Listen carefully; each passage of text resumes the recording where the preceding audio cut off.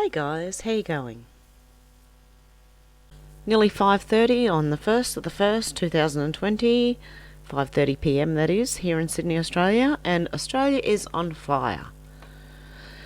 This is devastating, guys. I've heard up to 5 million hectares, but I'm not sure how true. I heard 3 million, I heard 5 million, I heard 4 million hectares of land in New South Wales has been burned. I'm going to just play you a couple of quick clips, and I just want to point a couple of things out here, guys. Okay. Park. This town was completely overrun with the Currowan fire yesterday afternoon, and you can just see the devastation here. There are homes that have been completely gutted by fire, and we've seen these all up and down the suburb. You can see this car here. It shows the intensity and the heat of this fire. The paint has melted off and has run down the road, and it's now solidified. All the street signs have melted off. Okay. Is he sure just the paint melted off? Where's the bonnet and the front side guard of the car?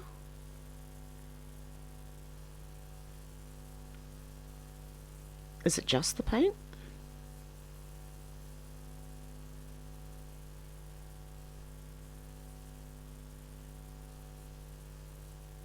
Okay, it's just one thing I wanted to point out, guys. This was very strange. Maybe it's been in an accident and didn't have one, a bonnet or a side guard. Okay. And there are also, in most places, large trees that are blocking the roads all across this town. So the fire moved incredibly quickly. When the Currowan fire hit yesterday afternoon, it had a pyrocumulus cloud above it. It was generating its own weather. It was very dark and very windy, and it's just... If you don't know what DEW weapons are, DEW, direct energy weapons, might be a good thing to look up, because these, when they say that it's creating its own weather system, it's just a lot of smoke, and then there's lightning in them. There's no rain in them. There is no thunder, I've heard. Some people say there's no thunder in them. All there is lightning. Now, that could cover up for using DEW weapons and then telling you that it's just a weather phenomena. But anyway. It's moved through this area so quickly. Many of the residents, they were forced to flee down to Lake Conjola on the water, where it's understood that many of them still are. If you look just up the driveway, you can see there are some residents that are now returning to assess the damage, but we haven't seen too many people in the area at the moment. Falling trees are still an issue in some of these places. We have seen some RFS volunteers come through, and we do understand that damage assessment teams will be coming through at some point today to see what is the extent of this damage, but from what we've seen, it's vast. And just something else that I was paying attention to, guys. Does it look like all the paint's melted off? Is that just the undercoat?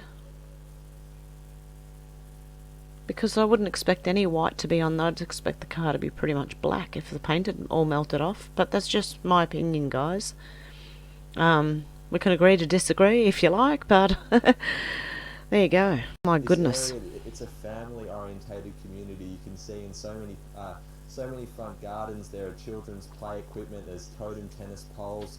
This is devastating. There's a playground not too far from here, and this is also a very popular holiday destination. And unfortunately, it really has been decimated by this Currowan fire. So a very big hit for this community and many residents who will be entering the new year without a home. Okay, guys, is that one? I've got another one to show you.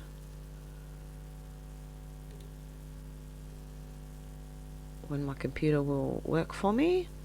I just wanted to show you this very interesting thing as well that was said during the fires.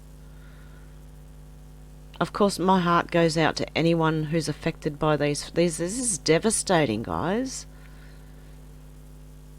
I'm in Sydney, and we're like with this fire are pretty much around us, but we're not like in fear for our lives here at the moment. We're quite safe, or we feel safe in Sydney and around, but we've got a lot of bush that goes straight to the ocean. And I would hate to be anyone in the fire zones right now, including firefighters. They do an amazing job. I would hate to be them right now. It would be scary. It would be very, very frightening. I couldn't imagine. It'd be traumatic. Raged. What's the latest there on the ground?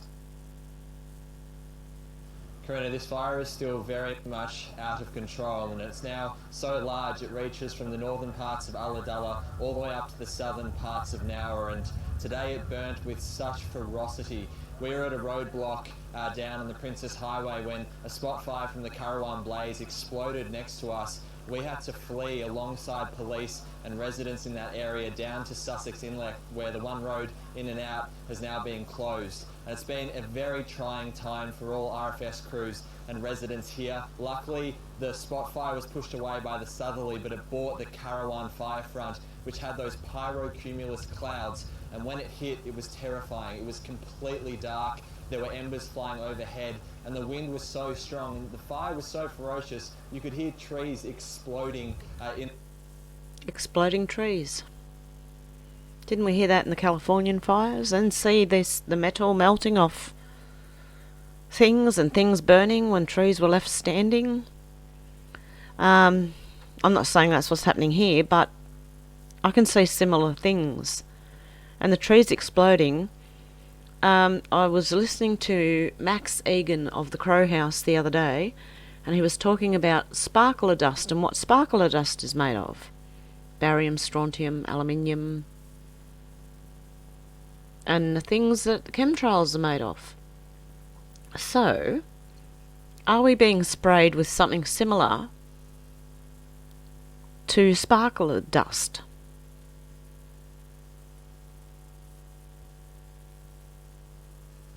Just a question, guys.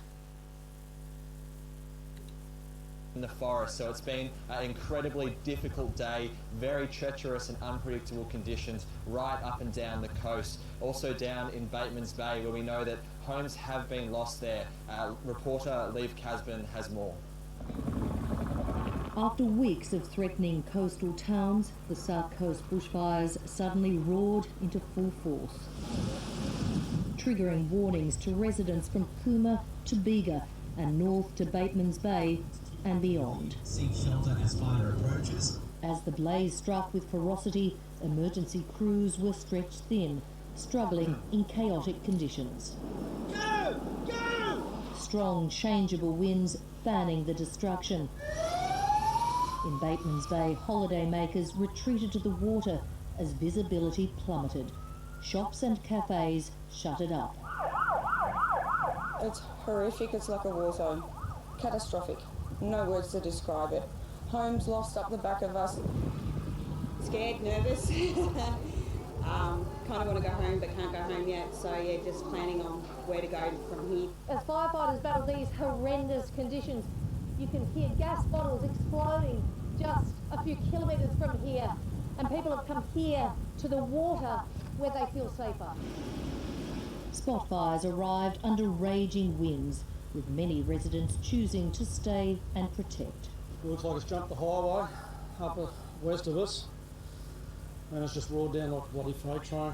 If it gets too close, we're leaving, or staying in the house, or if it doesn't, we're going to sit outside trying to help the fireys. At Lake Conjola, locals watched as dozens of homes and businesses burnt down. At Mogo Zoo, a superhuman effort to move animals and protect structures was underway. We got out and we watered everything we possibly could. Any species of animal that was small enough or in an area that we couldn't protect, we caught up. Staff grateful that rare creatures were saved. a moment of defiance against a fire that seemed unstoppable. Reeve Casman, ABC News, Batemans Bay. Okay, guys. It's pretty bad, and I want to show you a few other things too.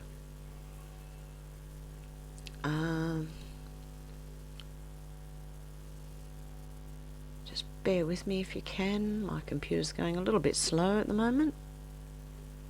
Slow to load.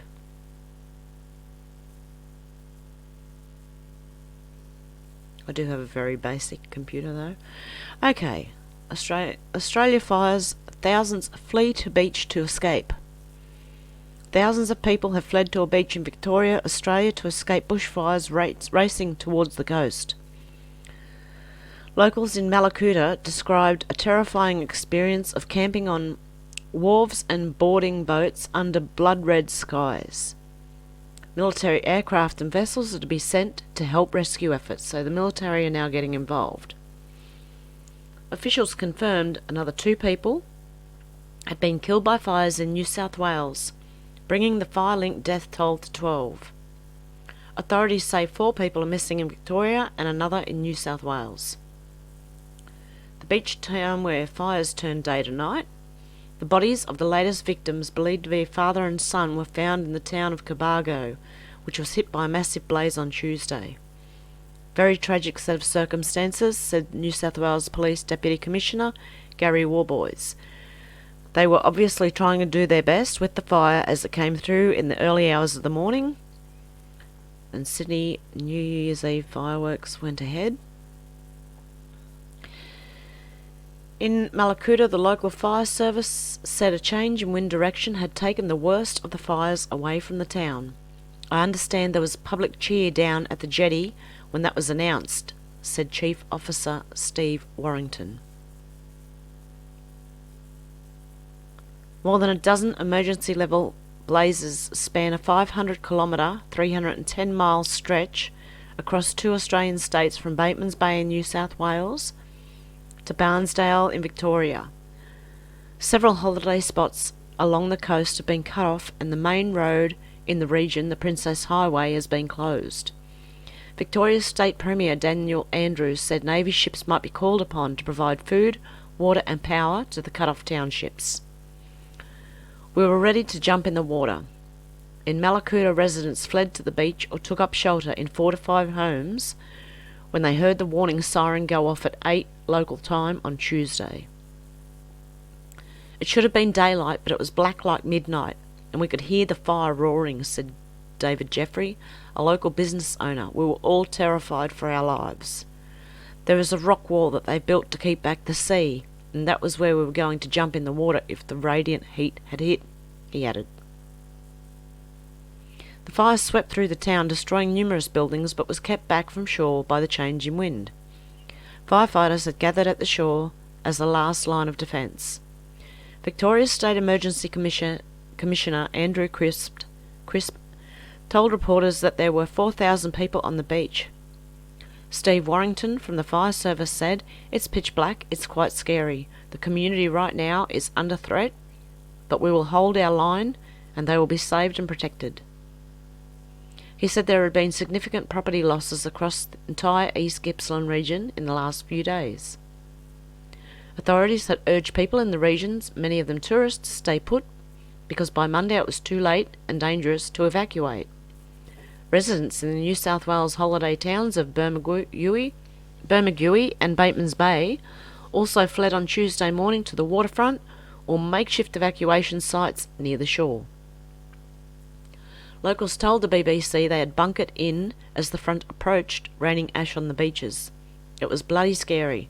The sky went red and the ash was flying everywhere, said Zoe Simmons in Batemans Bay. Hundreds of massive blazes have destroyed millions of hectares in the eastern states of Australia since September. A freakish weather event killed a volunteer firefighter on Sunday, according to the New South Wales Rural Fire Service. He is the 3rd volunteer firefighter to have died. Samuel McPaul, 28, a newlywed, was expecting his first child. Powerful winds near the New South Wales-Victoria border generated the fires. lifted his 10-ton truck off the ground and flipped it over, the service said. 2 other firefighters were also injured and suffered burns. Okay, that's... What if that was done like an explosion? That's what it sounds like.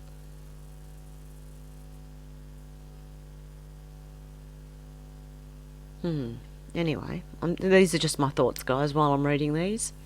Temperatures exceeded 40 degrees Celsius, which is 104 Fahrenheit, in every state and territory at the start of the week, with strong winds and lightning strikes bolstering the flames. Meteorologists say a climate system in the Indian Ocean, known as the dipole, is the main driver behind the extreme heat in Australia. That's a new one.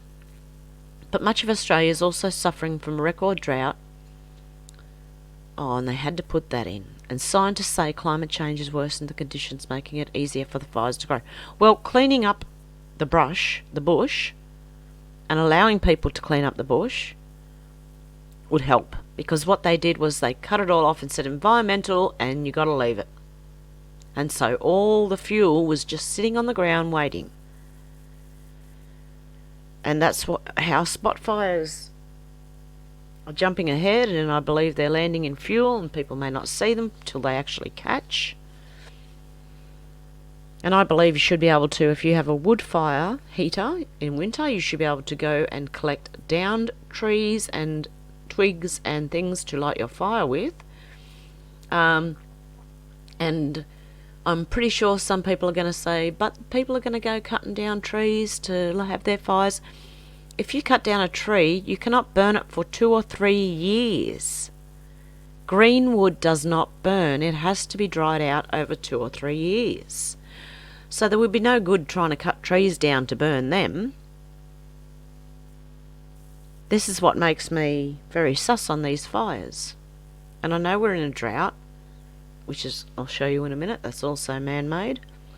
But this is all man-made. The whole lot. I'm not even going to read any further because they're going to spin it as a climate change thing when it has nothing to do with climate change, guys. The weather's been hotter here in Australia. We've had 50-degree days. And 45, we're supposed to get 44, not tomorrow, the next day, I think, or the day after, Saturday, anyway. We're supposed to have 44 degrees. And I think 45 is 113 degrees Fahrenheit. And some areas will probably hit that. But we've had up to 50 before. Let's just have a look how much 50 degrees Celsius is in Fahrenheit.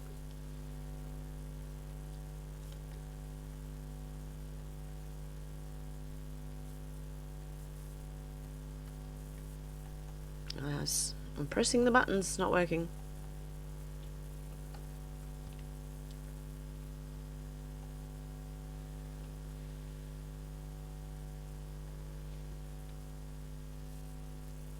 Should have done that in the first place.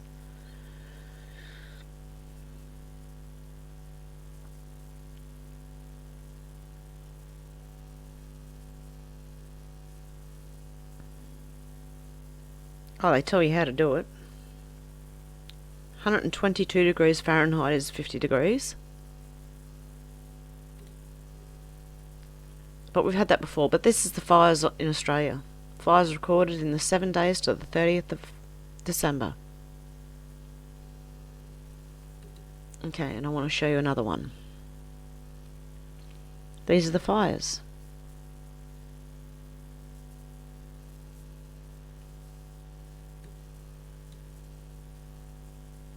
I go from Brisbane right down, and some of them go off to the side. We've had a few going off in here.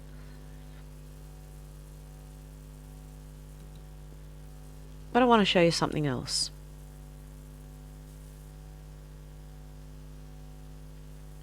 There's lines here and circles that they keep.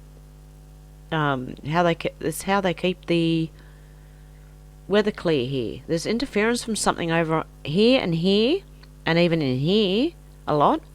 There's something down here, and there's something in Sydney that I caught I should have uploaded them onto the computer. I could have showed you. They were keeping the rain off Sydney yesterday. It was 44 or 5 degrees yesterday, and they were keeping the rain away. There was rain all off Sydney, off the coast of Sydney, and it had thunderstorms and a lot of rain in it, and you could see a big circle right round Sydney. And it showed you them, it was actually keeping the rain off. Let's see if we can see anything today.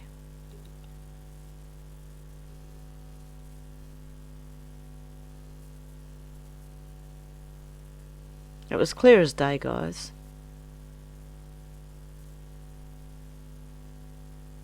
There's a lot of thunder and lightning going through here. Is there any rain to match it though?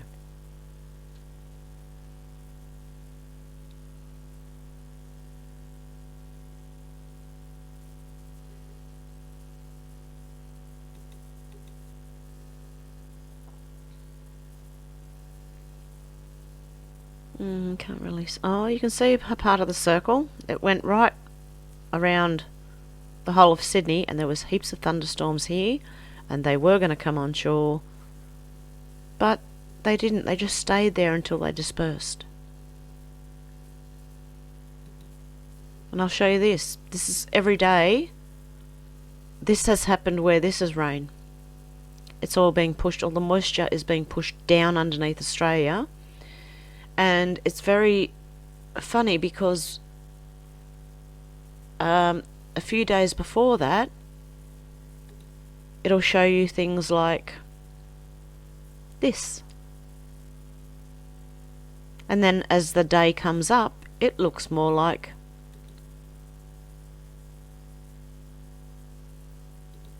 where is it?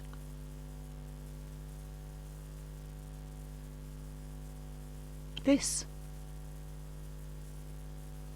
So when we've got moisture on this one, we had rain, and that one showed some rain around Australia. This one's showing rain all over Australia. But by the time we get here, it's going to look like this again, because this is what has happened for the last 2 weeks that I've noticed. The synoptic chart will show you there's rain coming, and then something's pushing it all down the bottom. And they keep pushing it down, away from Australia. It's fine if you don't believe me. That's very fine. Everyone has their own opinions. But all these clouds and everything that should turn and come up and hit Australia is being pushed down and away from Australia. So I'll try and get rid of some of these, and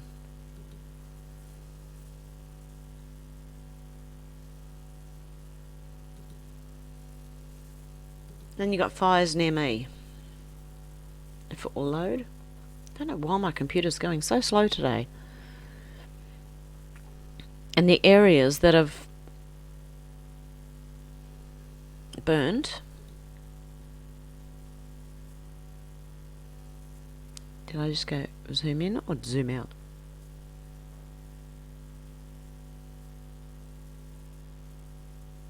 I zoomed out. Look at that, guys. Look at all the fires in Australia. Oh, what are these? Oh, yep. I did zoom out and then zoomed in. Now it's showing you all along the coast. It's going to let me drag it.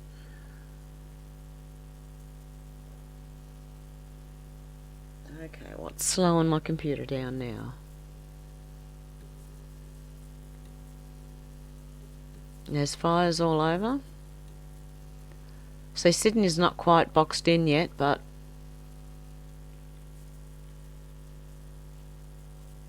wow. And it goes right up the coast. There's more starting in here now. This is just going to drive people onto the beaches, guys. If they get caught in it and have nowhere else to go, I'd head to the beach too. But look it up here.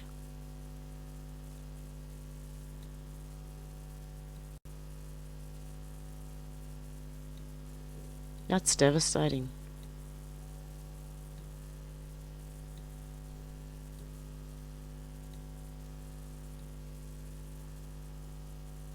It's not so much right up near Brisbane, but it's the Central Coast and up north a bit more in North New South Wales.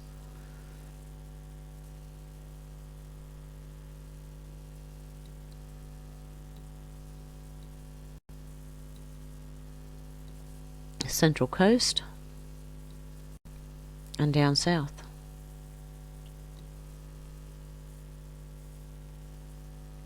And all these areas where people have fled to the beach.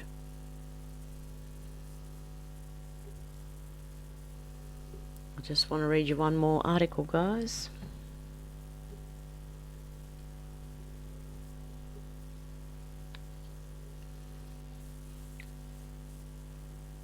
Okay, arson, mischief and recklessness. 87% of fires are man-made. There are, on average, 62,000 fires in Australia every year. Really? Only a very small number strike far from populated areas, and satellite studies tell us that lightning is responsible for only 13%. Not so the current fires threatening to engulf Queensland and New South Wales. There were no lightning strikes on most of the days when the fires started in September. Although there have been since, these fires, joining up to create a new form of megafire, are almost all man-made. A 2015 satellite analysis of 113,000 fires from 1997 to 2009 confirmed what we had known for some time. 40% of fires are deliberately lit, another 40% accidental.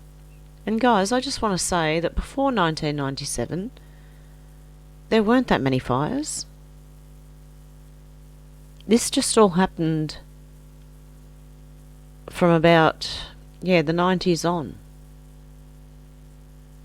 And the late 90s at that.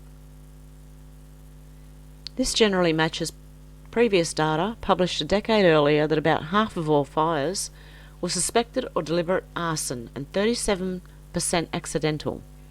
Combined, they reached the same conclusion. 87% are man-made. The cycles of the seasons are changing beyond which can be explained by known forces. That's because it's weather manipulation. Most people don't know about it. The news will not talk about it, and so people don't know. That's why it's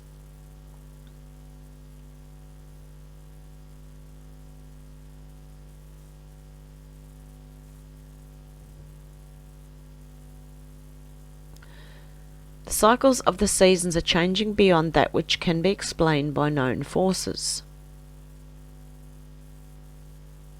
That's why they're unknown. Both ancient and modern. See? Modern. Every lethal wildfire since 1857 has happened at the height of summer until now. The size of these fires has never been seen in Australia's history this side of summer, and certainly not starting as early as September. Seasonal changes, in part due to climate change, on top of natural oscillations causing the drought and westerly winds, have some origins in man-made emissions. More directly, however, the source of ignition is human. It's not lost on police, emergency services, and firefighters at the front line that most of these fires were lit deliberately or accidentally through recklessness, nor that they were unprecedented in their timing and ferocity. Since September, it has been a constant pattern that a few days after the fires roar through, we have the first police reports that arson or recklessness was involved. The mix of people lighting fires always follows the same age and gender profiles, whether accidental or deliberate. Half are children, a minority elderly, and the most dangerous are those aged between 30 and 60. 90% are male. Something else I'd like to say about this. Yes, children and maybe elderly by accident start fires, but I don't think that's anywhere near. I think they use that excuse a lot so that no one's ever charged for lighting those fires, and then no one will look into who lit the fires because they say, oh, children did it. It's called plausible deniability, guys. The psychosexual pyromaniac has long been relegated to the dusty tombs from 1904 to the 1950s, at least among those caught. The profile emerges of an odd, unintelligent person from a chaotic family, marginalised at the fringes of society, and deeply involved in many types of crime, not only fire. If I had to guess, I'd say about 10,000 arsonists lurk from the top of Queensland to the southernmost tip of Victoria, but not all are active, and some light fires during winter. Does that excuse them? The most dangerous light fires on the hottest day, generally closer to communities and during other blazes, suggesting more malicious motives. Only a tiny minority will gaze with wonder at the destruction they have wrought, deeply fascinated and empowered. Others get caught up with the excitement of chaos and behave like impulsive idiots. As for children, they are not always malicious. Children and the youths follow the age crime curve where delinquency peaks in their late teens. Fire is just one of many misbehaviours. The great majority grow out of it. 4 overlapping subgroups include accidental fire, play, getting out of control, victims of child abuse, including sexual abuse and neglect, children with autism and developmental disorders, and conduct disorder from a young age, which can be genuinely dangerous.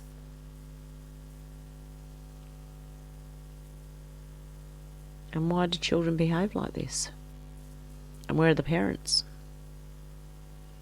Whereas the first 3 groups can be helped and stopped, the last is more problematic. These children are more likely to continue lighting fires for a lifetime, emerging as psychopaths in adulthood. This tends to match the finding that only 10% of convicted arsonists will go on to light fires again after prison. They are the recidivists, more fascinated by fire, more prone to giving in to dangerous urges when in crisis, more impulsive, less empathic, the hallmarks of a psychopath. Some research suggests only a very small percentage of arsonists are ever caught, which has several implications. One is that we have a biased profile of who they really are, whereas the children and the dopey get caught, the more cunning would be less represented in our samples, more ominous. Many more than 10,000 arsonists might be active. And not just that, I'd like to know how many are done by environmentalists that would like to prove their point of climate change. One of the few prospective studies of almost 3,000 fire lighters in South Australia alone found as many as 14% of people in a community sample lit fires. This level is much higher than actual convictions would suggest. Further to this, community sampling suggests females represent 20% of those firelighters, even though convictions of females are only half this figure. If this trend continues into adulthood, it suggests we have a biased view of the typical arsonist to begin with. I don't think the sex matters, whether they're male or female. Some people are just flat out idiots. Those we haven't caught yet are still hiding, but we know enough to recognise them and one day maybe stop them. In the thick of a deadly crisis, it beggars belief that some people would seek to make it worse. But we should be careful who we demonise. Not all children mean to do harm. Careful handling of them will reduce, not exacerbate, their problems and allow caregivers to refer them before the first match is struck. And, okay, they're just going on with a load of rubbish. Sorry guys, I've got family, and so there is noise going on around me. Anyway guys, I'm not going to read the rest of this. They all lean towards climate change in the end. They're all done from a very biased left point of view. And no one is looking at deeper at the things that they should be looking at. And it may help the firefighters if they knew what they were dealing with. Just one more thing I wanted to add too, guys.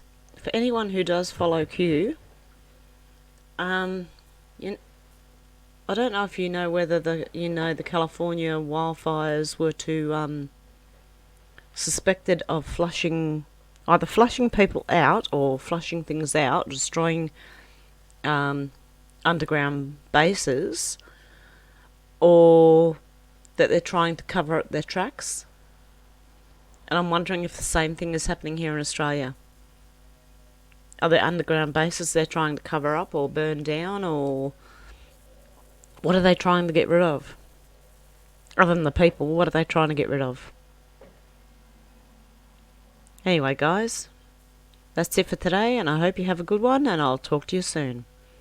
Bye, guys.